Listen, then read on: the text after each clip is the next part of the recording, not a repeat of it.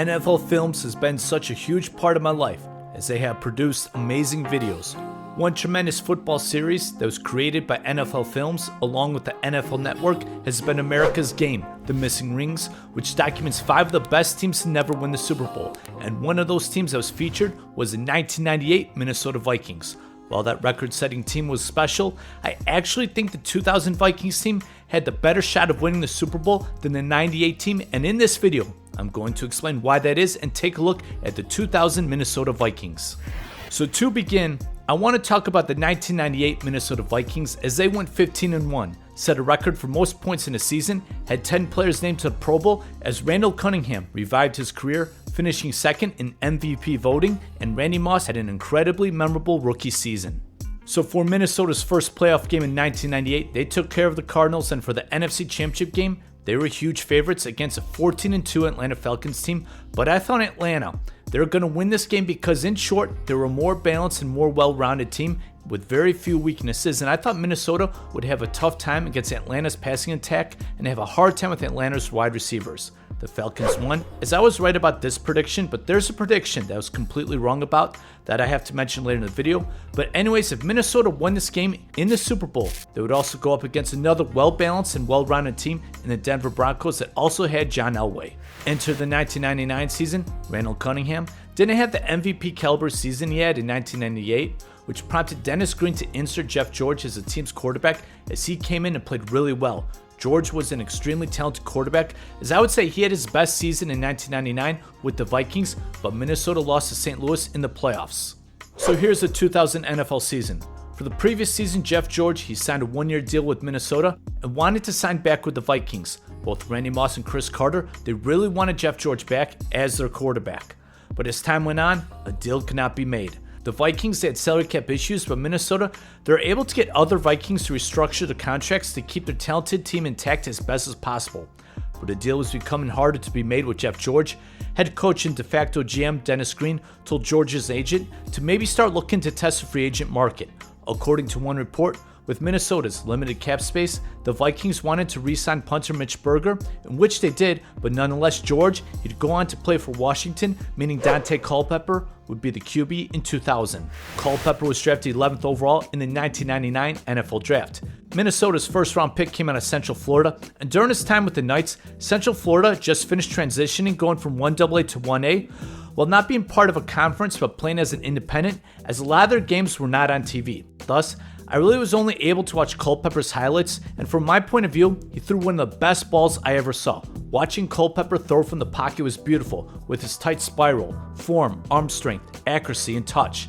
Not to mention, he was a giant QB, around 6'4", 6'5", weighing around 265 pounds, and he was also fast. Culpepper was such a gifted physical machine playing quarterback. But here's the point. Minnesota, they were in a win-now mode, as their championship window was closing and decided to turn to a quarterback who was in his second season but starting his first full season under center. And this was a bit of a gamble because in the 90s, it was full of young quarterbacks who struggled early on in their careers, and Minnesota, they were taking a chance with the inexperienced Culpepper playing with veterans dying to win a title.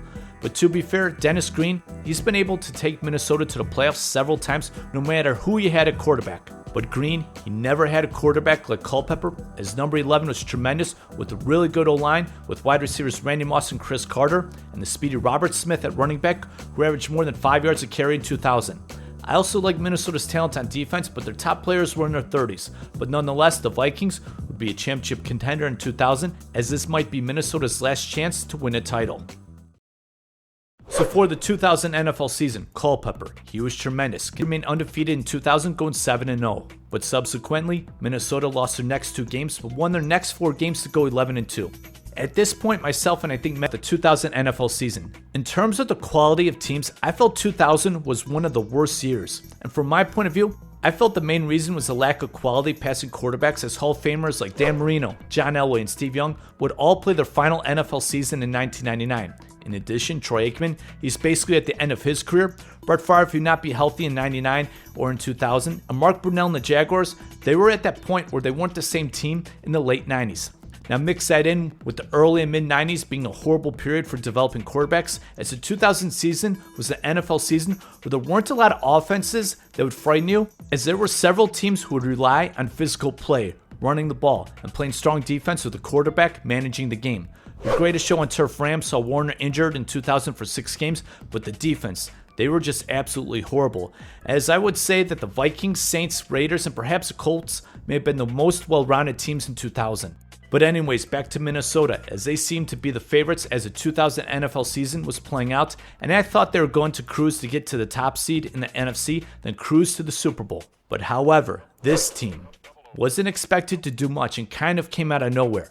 During Week 12, the New York Giants lost to Detroit and were 7-4.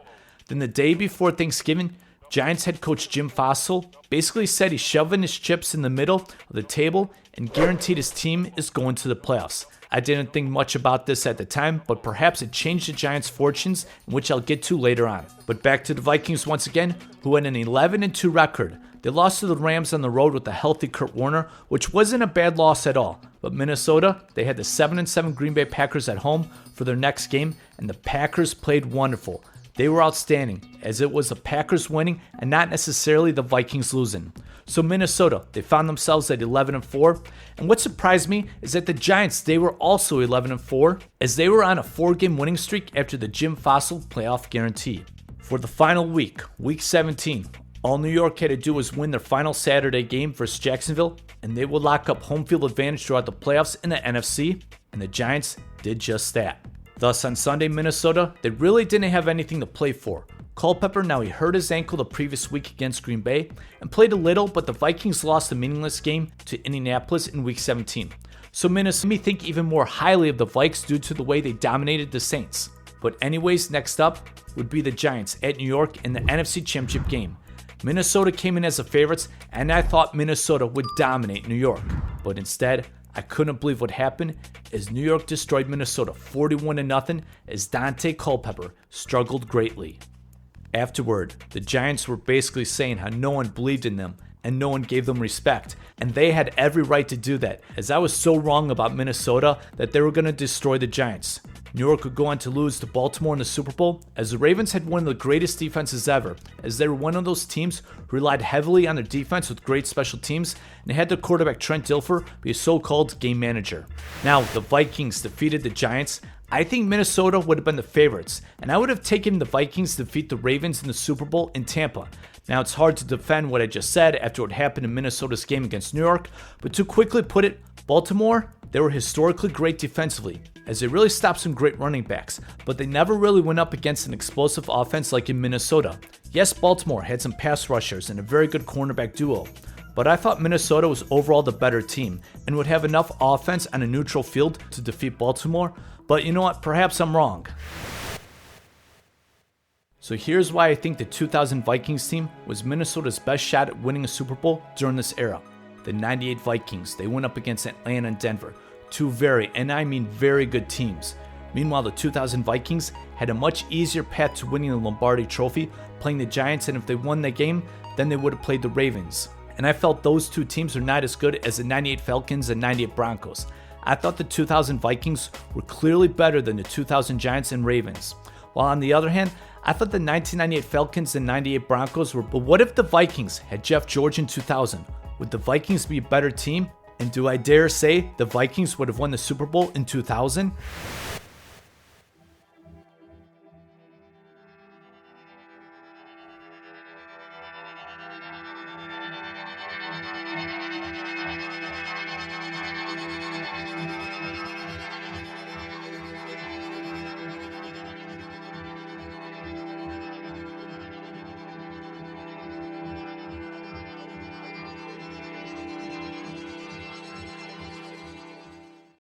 Real quick, I just want to thank all those who have supported 90 Sports Nostalgia. Don't forget to subscribe, like, comment, share, and check out the links below for Patreon and merch. Thank you so much. Missing NFL rings, the 2000 Minnesota Vikings.